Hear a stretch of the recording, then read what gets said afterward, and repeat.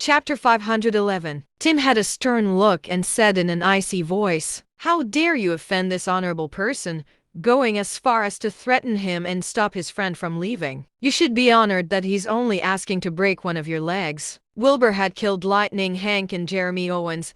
Who the hell were these guys in comparison? Conrad finally panicked and whimpered, "Don't try anything funny. It's not a good idea to mess with me either." Tim's fist came flying out. Conrad could hardly dodge in time, taking the punch head on. He keeled over at once, gasping in pain. Tim aimed another kick at Conrad, and his calf cracked with a sickening sound as Conrad collapsed to the ground, howling in agony. Howie and Cameron were completely stunned by the sight, staring at Conrad in terror. Tim looked pointedly over at his men, and his two subordinates walked over to hold Howie and Cameron down at once. Tim walked up to them, giving each of them a broken leg. Conrad and his friends howled in pain on the ground, drenched in cold sweat. At last, Tim returned to kneel before Wilbur respectfully. "It's been taken care of, sir. Is there anything else I could do for you?" Wilbur got to his feet, looking down at Conrad and his friends. "I don't care what the hell you three get up to in your free time, but this is just what you get for messing with Shelby. If I find out about you trying this ever again, you'll be getting a lot more than just a broken leg." Conrad and his friends were scared out of their wits. Unable to believe Wilbur's true power, they nodded profusely, not daring to retaliate in the slightest. Wilbur's gaze then landed on something next to Conrad. He picked it up. It was a small Ziploc bag of blue pills. Wilbur's expression darkened at once. "You fucking let Shelby and her friends take these?" Wilbur's wrath was akin to that of a feral beast, and Conrad and his friends nearly passed out in its presence. Trembling from head to toe, Conrad stuttered, "And no, sir, of course not. My friends and I were the only ones taking them. We had no intention of letting the girls take any of them." Wilbur slowly said, "It seems like I went easy on the lot of you." Conrad and his friends' chests lurched. All Wilbur did was make a call, then turn to Tim to say, "Keep an eye on them. Someone will be here to handle this real soon. If I find out you have anything to do with these pills, you're going to get it without me even having to lift a finger. I swear it's not mine. I never touch these things." Wilbur scoffed and turned to leave. He had only wanted to teach Conrad and his friends a lesson so that they would be discouraged from ever trying anything with Shelby. Yet the sight of the pills made this a lot more severe. If these men had roofied Shelby, the consequences would have been unthinkable. Not long after Wilbur was gone, Elsa showed up with a team of officers from the Special Forces. They arrested Tim, Conrad, Howie, and Cameron, then did a full sweep of rural karaoke before leaving. Just as Shelby and her friends had returned to their dorm, Whitney piped up, "Thanks a lot for ruining a perfect night out. I've always hated places like that. Never invite me again," Shelby said with a frown. Whitney exploded with rage. "What the hell were you thinking? That Wilbur guy doesn't even have a proper job. What could he possibly give you? We're all going to have to get married eventually. What you should be doing is hooking yourself up with a rich husband like Conrad." "Ugh, I don't need to do that. I can work hard on my own," Shelby replied. Whitney shook her head. "We're friends, Shelby. I'm only saying this for your own good." "Whatever. Let me give Mr. Willis a call in case he gets mad." She walked out of the room and took out her phone. Chapter 512. Shelby hurried to call Wilbur up as well. "Wilbur, are you all right?" Shelby said in a hurry as soon as the call connected. "I'm fine. There's no need to worry. I'm friends with the guy who owns the place, so we just talked it out and went home." Shelby heaved a sigh of relief. "Thank goodness. I was so worried something might happen to you. I wouldn't know what to say to my brother if that happened." "It's all good, Shelby. I'm more than capable of handling something like this. Please don't hesitate to call me up in the future if anything else happens to you." "All right. Thank you so much, Wilbur. I'm so glad you're all right." "Of course. Goodbye then." "Bye." Shelby hung up the call, confusion still lingering in her head. It seemed like her brother had been telling the truth. Wilbur really was quite powerful. Why did Ethan not mention a word about what Wilbur's job was, though? Just then, Whitney entered the dorm looking rather forlorn. Celine asked, "Did something happen?" "I can't get to him. He switched his phone off," Whitney said, shaking her head. Yasmin said, "Could something have happened?" Mr. Willis is a VIP of the karaoke place. What could happen to him? I'm just worried that he might be annoyed by what Wilbur did just now, and we won't be able to get along as well in the future," said Whitney, glaring at Shelby. Shelby let out a sigh, getting into bed and taking out a book to read. Whitney scoffed and headed to the bathroom to remove her makeup. It was clear that she now heavily disliked Shelby, as Conrad had been the ideal husband for her. Just as Wilbur returned to Sea Lake Island, he received a call from Elsa. She chuckled. "Thanks, man. You got me another sweep." "I'd rather you act grateful than just tell me about it," said Wilbur. Yeah, dinner's on me next time. I'll be waiting for the day that happens." Wilbur ended the call after that, making his way to his room. Conrad and his friends would probably never dare to try anything with Shelby and her friends anymore. Wilbur chuckled at the thought. As he entered the room, he was greeted by the sight of Faye lying asleep on the couch. Her pencil skirt had ridden up, exposing a sliver of lace underneath. The collar of her shirt had also fallen to the side, revealing a large patch of smooth, glossy skin. "Oh my fucking god." Wilbur grabbed the nearest blanket, covering Faye with it at once. To tell the truth, Faye was a true beauty both inside and out. Anyone would be tempted by her looks, and Wilbur was no exception. He knew that Faye would not turn down his advancements as long as he put them out there. Just then, Faye opened her eyes blearily. Wilbur came into her sight, and she curled into his arms. "What took you so long, hum?" Her scent wafted into Wilbur's nostrils as her warmth pressed up against his body, making Wilbur break out into a sweat at once. He was still a virgin to this day, and touching a woman like that for the first time actually made him panic. Chapter 513. Faye wriggled around in Wilbur's arms as she slowly woke up, with her movements stimulating Wilbur even more. For a split second, Wilbur had the urge to carry Faye right to his room and get it over and done with. Yet upon second thought, he still had so many problems that had not been fixed yet. The cultivation method Wilbur was practicing was extremely demanding on his physical well-being, and the slightest slip-up could result in his death. Besides, there was the problem of the Church of Bloodism. One of the 12 Bloodism apostles had been enough of a pain to deal with. It was obvious that their leader would be even stronger. Wilbur was pretty much arch-enemies with the Church of Bloodism now, and he would not feel at ease until they were completely taken down. Until then, he would have to put off any thoughts regarding himself and Faye. What if anything happened to him? Faye would have to spend the rest of her life alone. The thought made Wilbur let out a sigh. He channeled some spirit energy to help Faye fall into a deep slumber before carrying her into her room and putting the covers over her. Wilbur returned to the living room after that and continued meditating. Over in the skeleton fields, the tall figure was still leaning sideways as he sat on his throne of skulls, looking into the distance like a statue. The hunchback elder holding a skull cane appeared before the throne once again, bowing deeply. "Oh, honorable blood god, the spirit of our 7th apostle has dimmed forever. We have also lost contact with his blood embryo." A long silence later, the tall figure spoke up in a deep, dull voice. "It appears that we finally have an expert who is powerful enough." "Yes, honorable blood god, that seems to be the case." Another long pause later, the figure on the skull throne said, "Have the 9th apostle go this time, with a blood embryo as well." "Alone? I'm afraid he might not be able to hold up, even with a blood embryo on him," the elder said carefully. "He's not there to battle, but to find the expert and give the blood embryo to him." "Oh, why? We don't have many blood embryos left.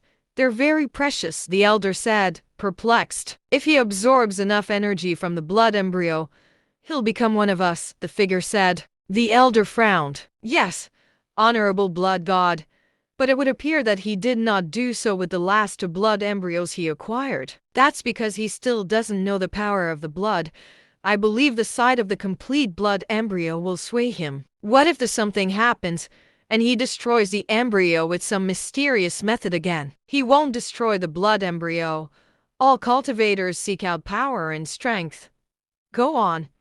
We might just gain something from this." "Yes, honorable blood god.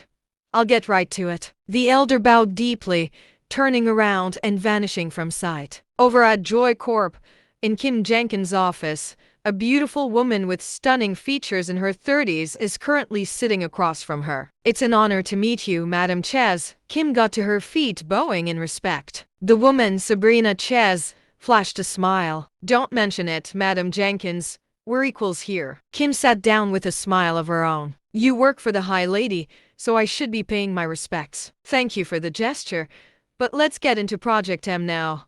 The High Lady cares greatly about it, said Sabrina. Kim nodded, picking up a proposal on her table and flipping through it. We'll arrange for you to be in contact with Orin Campbell as the vice chairman of Joy Corp, but it's up to you to convince him to join us.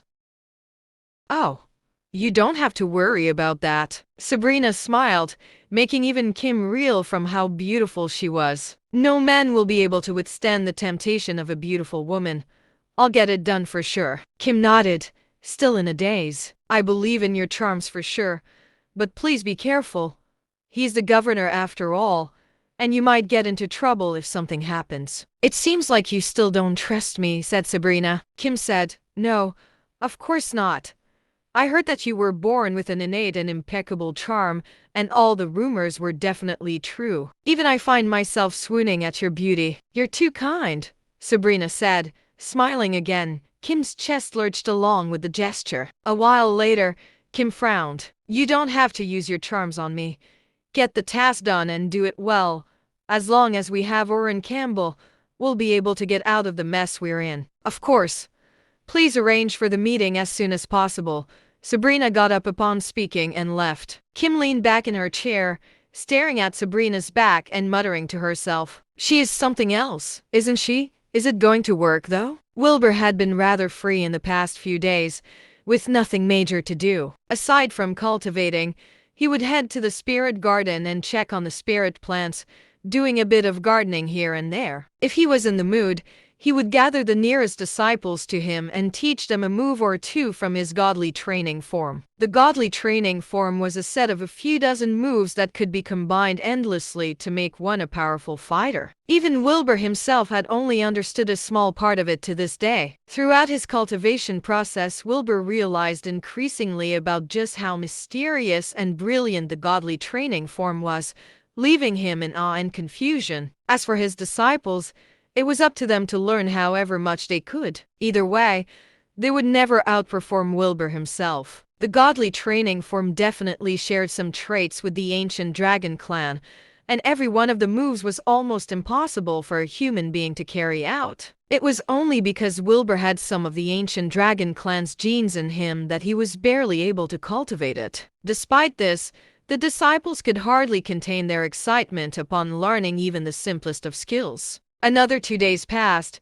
Wilbur and Faye finally had the time to go on a walk along the island. Halfway into their walk, Farron could be seen making his way over in a forlorn state. What's up? Did Elsa beat you up again? Wilbur teased. Farron sighed audibly, frowning as he replied, no. Well, what's the matter with you then? You look like someone killed your entire family, Wilbur said, glaring at him. He had finally found the time to go on a walk with Faye, only to be disrupted by this idiot. Farron let out a sigh. It's my dad. He got into an argument with my mom. What? Really? Them? Wilbur was rather shocked, seeing as Orin to be too old having these disputes. Farron frowned. My mom said there's been something off about my dad. Said he smells like another woman. Wilbur and Faye flushed at the words. Chapter 515. Orin Campbell was having an affair. That was unbelievable. He was about to be one of the top officials in North Seacher. Why would he do something like that? Farron shrugged at the shocked look on their faces. I didn't believe it either. But my mom swore on her life that my dad's been spending a long time alone in his study and refused to explain why. There's also been this special scent coming off him that he's never had before. Could it just be work? Faye asked with a frown. Your father talks to different officials every day, and most women wear perfume. I've had dinner with your old man and met with him a few times myself. It shouldn't be that strange. Farron shook his head. That's what I said too, but my mom completely shut me down. She swears there's something off with my dad. Fuck, Wilbur cursed. Well, there's nothing we can do about that. You shouldn't worry too much about it either. I'm pretty sure your father isn't that kind of man. It was true that anyone who was able to get to Orin's status definitely had a high level of integrity and values they held to themselves and would never make a mistake like that. Yet Farron said, "No, I think I should talk to my mom. You never know." He turned to leave in a hurry after that. This not only affected his family's relationship but might even play a part in the future of the Campbells. They would be doomed if some bad press came out. Farron called his mother upon getting into the car. Her voice was cold as she picked up. "We had a fight. Your dad went out." The call was cut off after that.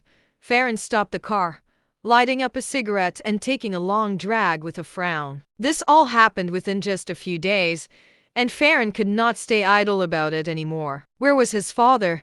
And what was he up to? Farron did not know the answer to either of those questions, and he knew it was best he did not call. Knowing Orin, a single call might stop Farron from looking into this anymore. Eventually, he returned to Sea Lake Island to look for Wilbur, begging him to help find out where his father was. Wilbur stared at Farron incredulously. "Are you out of your mind? You want to investigate your own father? This is about my family. Come on. I don't want to be a child with divorced parents." "You don't look like a child to me." "Bro, please." Farron begged. "Talk. Just ask him out for now, I'll just observe." Wilbur looked at Farron's pitiful expression and let out a sigh. "Fine. You'd better not get me into trouble." "Of course not, my man," Farron said, putting a hand over his chest. Wilbur sighed again and took his phone out to call his personal handler to ask for Orin Campbell's location. The Department of Paranormal Research and Defense was independent of the national system, and thus Wilbur could access the information without causing any alarm. Beverly did not seem particularly shocked by what Wilbur was asking for and pulled up Orin's location within the next few minutes. At 8:30 that evening, Orin walked into the steakhouse in Seacher Hotel. "I still don't think you should go. It's best if not many people know about this, or there might be trouble," said Wilbur. Farron said, "I don't want to do this either. My mom's been crying all day. I can't take it anymore. Come on. Please go with me." "Like hell I'm going with you." Wilbur glared at him, as if he was going to investigate Orin Campbell, the provincial governor. Wilbur had nothing against the guy, and Orin had always treated Wilbur with nothing but respect. Yet after a painstakingly long wheedling from Farron, Wilbur ended up going in with him. Next to Wilbur, Faye whispered, "Don't say a word even if you see anything. We're going to handle this in private, so we can't make a scene." Wilbur nodded. A part of the reason he was saying yes was also because he was worried that Farron might react emotionally if he were to see anything. Following that, all of them drove to the Seacher Hotel. The place was surrounded by undercover guards. Wilbur was able to tell at once that these men were here to protect someone important, and all of them were armed. Both men walked into the hotel successfully, but the entrance to the steakhouse was completely off limits. Chapter 516. Two men in suits and earpieces were stationed right at the door, and there was a sign saying, "Do not enter." Wilbur and Farron glanced at it, and promptly headed one floor up. "What are we gonna do now?" Orin's secrecy was making Farron even more anxious. Even Wilbur could sense that something was off. Orin's guards were always strict with their protection, which was more than fine. The problem, however, was the venue. With Orin's status, his entire schedule was usually planned days and weeks in advance. There was no way he would sneak out to some random place at the last minute. On top of that, it was highly unlikely that he would be here right after an argument with his wife. Wilbur gave it some thought and said, "There's nothing we can do. We can't get in. Let's just go back." "Dude, you know something's wrong here. Aren't you going to help me?" Farron asked. Wilbur sighed. "This is different. Come on, man. Help me out. He can't do this to our family." Farron was starting to get angry. Wilbur hurried to nod with another sigh. "All right, fine. I'll help, but promise me you won't do anything rash." "I promise." Farron nodded solemnly. Wilbur cursed internally. What the fuck was he even doing here? Still, he did not want Orin to make such a grave mistake and called Skylar. Skylar arrived soon after, and Wilbur said, "Camouflage yourself and get in there. Tell me what's going on." Skylar rubbed his hands together gleefully. "Oh, likey." Wilbur glared at him, and Skylar's figure shrank into himself at once, slowly faded from sight, and made his way into the steakhouse without anyone noticing. Around 10 minutes later, Skylar emerged drenched in sweat. "So, what did you see?" Farron asked frantically. Skylar's chest heaved as he caught his breath. "Dude, your dad's is no joke." "So, what happened?" Farron asked. Skylar opened his mouth and hesitated. Wilbur glared at him. "Come on. It's just us. Out with it. He was eating with this woman. I think she's from Galloria." Gorgeous face. And what?" asked Wilbur. Skylar frowned. There was this strange energy coming off the girl. "I nearly exposed myself because I was so drawn to her." "So, there was another woman." Farron seemed to wither at the words as if in disbelief. Yet Wilbur said with a frown, "No, I don't think it's that simple.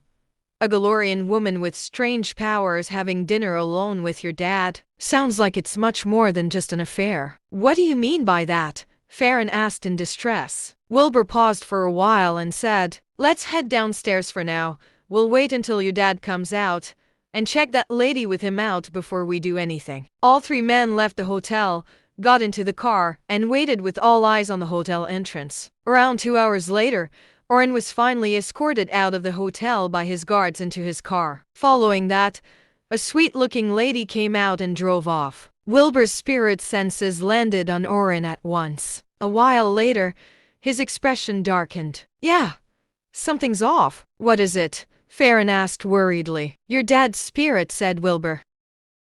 Chapter 517. Skylar said, "So you're saying he lost his mind?" "You're the one out of your mind." Wilbur glared at him. Skylar smiled awkwardly, keeping quiet after that. Wilbur saw how anxious Farron was and said, "There's a different spirit energy in your dad's spirit right now, and it's messing with his consciousness." Everyone had their own soul and soul flame, which was what made humanity so complicated. Normally, a regular person would not be able to feel a different form of spiritual energy entering theirs, but Wilbur could tell at once. "Well, what are we going to do now?" Farron was only made more anxious by his words. Wilbur glanced in the direction the lady had left. "Don't worry. It's the lady's problem. I've left a spirit imprint on her. Let's follow her and we'll get an answer." "All right. Let's go then." Wilbur drove with Farron and Skylar in the car for over an hour, finally stopping at a barren piece of land. The car that lady drove was stopped right there, with no one else around. It was clear the driver was waiting for something. Just as Wilbur and the rest had gotten out, a beautiful, sweet-looking woman with an air of maturity got out of the car in front to smile at them. All at once, Skylar and Farron fell into a daze as they made their way toward the woman. Wilbur shouted, "How dare you!" The words struck both men harshly on their consciousness, and they seemed to snap out of their stupor and break out into a cold sweat. What just happened? They wondered. Wilbur walked up to the lady, observing her with a frown. "What's your name?" "Sabrina Ches. It's nice to meet you." Sabrina looked back at Wilbur, seeming a little surprised. Wilbur frowned. "You've got some nerve, seducing Orin Campbell like that. Do you know what consequences that might bring?" "We were just talking about business.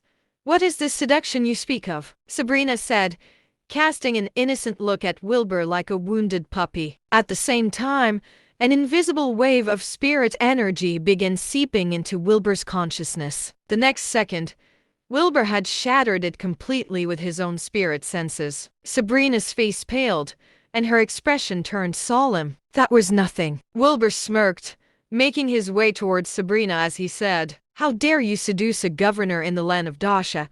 You're looking to die." All of a sudden, Sabrina flashed a dazzling smile. Flowers bloomed all round Wilbur, and he seemed to be transported to another universe the very next second. Wilbur found himself in a tall, golden tower, covered in blinding jewels everywhere. He was also surrounded by countless beautiful women, scantily clad and leaving little to the imagination. The women beckoned to him seductively, their gestures oozing temptation as they made their way towards him. Wilbur did not move.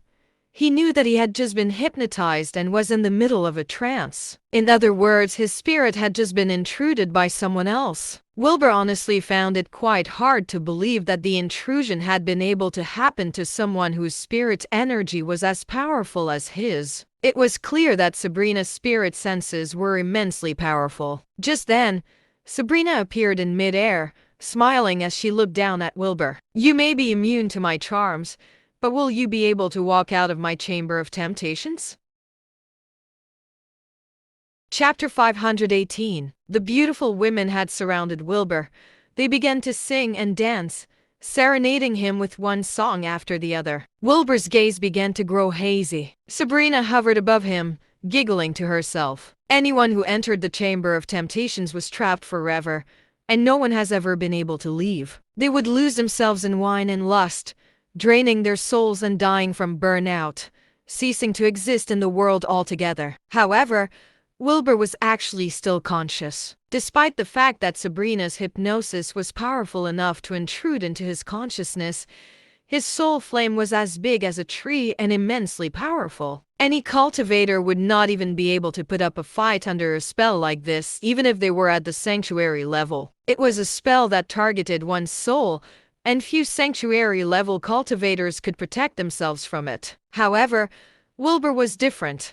His dragon defenses and immense spirit sense were powerful enough to make his soul almost indestructible. Just then, within Wilbur's consciousness, his soul flame was burning brightly like a forest fire. Compared to the soul flame of a regular human being, Wilbur's was far more powerful. Sabrina's intrusive spiritual energy continued to attack Wilbur's consciousness, tearing into his soul flames. Upon nearing Wilbur's soul, she finally realized just how powerful it was. However, it was too late. Sabrina's spiritual energy hissed as it came into contact with Wilbur's like some water against a very hot pan.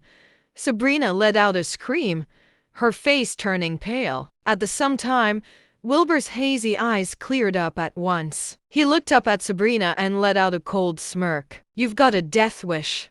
Thinking someone like you can control my soul." Sabrina stared at Wilbur in disbelief. Her smiling expression turned cold, and she let out a high-pitched wail. At the same time, the beautiful women surrounding Wilbur stopped singing and dancing. The glasses of wine in their hands turned into some razor-sharp spirit blades, which they swung viciously in Wilbur's direction. The tower began to crumble, closing in on Wilbur. Outside of the trance, Farron and Skylar stared at Wilbur and Sabrina in shock, not knowing what to do. Both Wilbur and Sabrina seemed to turn into statues in a split second, completely unmoving. Farron and Skylar tried to approach them, but there seemed to be an invincible barrier surrounding the two. A step into the barrier would make their heads hurt, and Skylar managed to yank Farron away before his brain exploded. Both men retreated a good distance, and Farron asked, "What's going on there?" Skylar had no idea himself. He was just an ambience-level cultivator. Farron looked at him and shouted all of a sudden, "I'll kill that bitch." He channeled the shred of aura he had in him, running toward Sabrina. Skylar's face turned pale, and he yelled, "No! Watch out!" Chapter 519. Within the Chamber of Temptations, the countless beautiful women from before had transformed into ruthless killers in a matter of seconds, but the smiles on their faces remained. The spiritual blades in their hands swung at Wilbur viciously. The crumbling palace lit up with spiritual flames, hurtling toward Wilbur. Countless arms reached up from the ground, wrapping themselves around Wilbur's legs in an attempt to hold him down. Sabrina smiled again, her lustful charm coming off her in waves. Images of Wilbur in countless unthinkably filthy positions with the women filled his mind, stimulating all his senses. Wilbur's gaze turned hazy once again. It was a battle of the spiritual senses. The Chamber of Temptations was Sabrina's spiritual barrier, and even a sanctuary-level cultivator would find it hard to resist her. Wilbur knew that if his spiritual flame was put out here, he would be as good as dead. Just then, his spiritual flame grew to an immense size all of a sudden, burning relentlessly. His consciousness cleared up as well, and so did his eyes. "You've got a long way to go if you're trying to beat me." Rejuvenated, Wilbur let out a cry and his body turned into a thunder dragon over 10 meters long. The thunder dragon was blindingly bright. It let out a loud dragon's cry as all the arms reaching out from the ground shattered and disappeared at once. The dancing women were crushed along with the spiritual blades they were holding as well, and the thunder dragon charged toward Sabrina. Sabrina's expression changed to one of shock. Wilbur managed to get past her spiritual barrier without being taken down and even managed to make a counterattack. However, there was no time for her to think. Sabrina let out a cry, condensing all her spiritual energy into an ultimate lustful charm. She turned into a goddess, her features looking impossibly stunning as she sported scantily clad robes with a scepter in her hand. Throughout the entire process, her expression radiated an air of authority and temptation. It was a double attack, both on different senses of a person. That was Sabrina's ultimate move, the two-faced goddess of the Chamber of Temptations. The fact that she had to use the two-faced goddess meant that the target of the Chamber of Temptations was still able to retaliate. However, the two-faced goddess brought about two different forms of spiritual energy, able to attack the opponent in combat while eating away at their consciousness so they would lose themselves in the Chamber of Temptations forever. Powerful waves consisting of both types of spiritual energy came charging toward Wilbur. Wilbur, now in his thunder dragon form, lit ablaze completely with soul flames as he radiated a terrifying spiritual energy. He was practically immune to Sabrina's two-faced goddess. The thunder dragon let out a howl, charging at Sabrina and breaking through her body. Sabrina let out a cry before falling to the ground. The next second, all the hallucinations vanished. Wilbur remained standing where he had been silently, but Sabrina had keeled over. She was bleeding from all her orifices, her gaze blank and dull. At the same time, Farron had charged into the spiritual barrier forged during Wilbur and Sabrina's spiritual battle, and the tremendous energy had knocked him flying as blood sprayed from his mouth. Skylar leaped into the air, catching Farron and retreating to a safe distance. Even then, Farron was already unconscious. Skylar panicked and looked at Wilbur. Wilbur turned around. He saw that it was Farron and said to Skylar, "Don't worry. He's just fainted from being overwhelmed by spiritual energy. He'll be all right in a few days." Skylar heaved a sigh of relief. Chapter 520. Wilbur made his way to Sabrina slowly and said in an icy tone, "How dare you seduce a governor in the land of Dasha? Do you know what the consequences of your actions are?" Sabrina was still alive, but her consciousness had been destroyed by Wilbur. All that was left was her soul flame, flickering weakly within her. She was about as powerful as a regular human being from now on, stripped of her terrifying powers. Sabrina understood the state she was in and was absolutely dejected. Wilbur sneered at her. "Immigration is going to give you hell. Dasha has no place for behavior like this. But I'll spare your life. Go back and warn the people who sent you that they will suffer the same fate as you if they try anything like that in Dasha." Wilbur turned to leave after that, driving off with Skylar and Farron in tow. A little over 10 minutes after they were gone, a luxury car pulled over. Kim got out of it and looked at Sabrina, who was barely alive, as she let out a sigh. After instructing the driver to carry Sabrina into the car, they drove off. Wilbur used his spiritual sense to enter Farron's consciousness, trying to reorganize his messed up spiritual sense. A little over an hour later, Farron finally regained consciousness. Wilbur retracted his spiritual sense and shook his head. "You're really something else. Charging into the spiritual barrier of two sanctuary-level cultivators in the middle of a spiritual battle like that." Farron seemed dazed for a long time before finally piping up, "I knew you were going to defeat that bitch. I just couldn't hold myself back." Wilbur sighed. The main reason he had agreed to help in the first place was because he was worried Farron might behave recklessly. All of that only for Farron to still act recklessly in the end. Wilbur did not blame Farron for this. His family's well-being was on the line, so it was understandable that he got emotional. Skylar said, "That woman was pretty powerful too. We couldn't even come close to you two." Spiritual attacks are hard to fight because cultivators these days don't practice their spiritual sense enough. However, that's also because they don't really know how to, Wilbur explained. Skylar asked, "Well, How did you get such a powerful spiritual sense then? Wilbur glanced at him. I've got some special genes in me, and the cultivation method I use is pretty unique too. That's why my spiritual sense is so powerful. But my cultivation method isn't suitable for you too. Without constantly making offerings to the dragon's altar in exchange for pills that would strengthen his body. Cultivating the dragon's chant could be extremely deadly. Skylar knew that Wilbur was powerful, and it was no wonder that his cultivation method would be powerful as well. But there were two sides to everything, and a powerful cultivation method would come with a higher risk as well. Within a top-secret room, Kim and Sabrina sat across from each other. Kim took a drag from her cigarette. The High Lady has found out that you failed the mission. She's asking for us to return to Galoria and report to her. More like going back to get punished, Sabrina said, her face drained of all color. Kim chuckled. You're not wrong there. You didn't complete your mission. Thus you will have to bear the consequences. I've prepared myself for it.